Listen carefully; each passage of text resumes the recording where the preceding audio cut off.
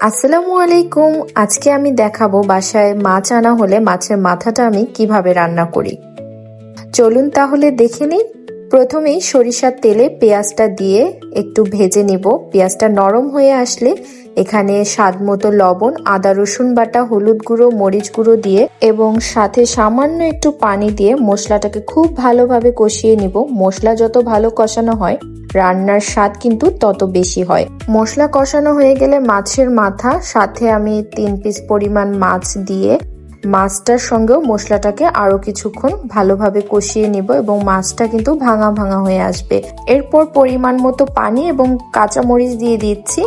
এবার রান্না করে নিব পানিটা শুকিয়ে আসা পর্যন্ত। মাছটাকে নেড়ে চেড়ে কিন্তু ভেঙে নিতে হবে, আর আপনারা কিন্তু এই পর্যায়ে নামিয়ে নিতে পারেন যারা একটু ঝোল খেতে পছন্দ করেন, বাট আমার এরকম ভাজা ভাজাটাই বেশি পছন্দ। বিলিভ মি, এটা হলে আপনার কিন্তু দুপুরের খাবার কিংবা রাতের খাবারের জন্য ভাতের সঙ্গে আর কোনো কিছুর প্রয়োজন নেই। আমি কিন্তু প্রায় সময় এটা বাসায় রান্না করি, আপনারাও ট্রাই করতে পারেন। Thank you for watching.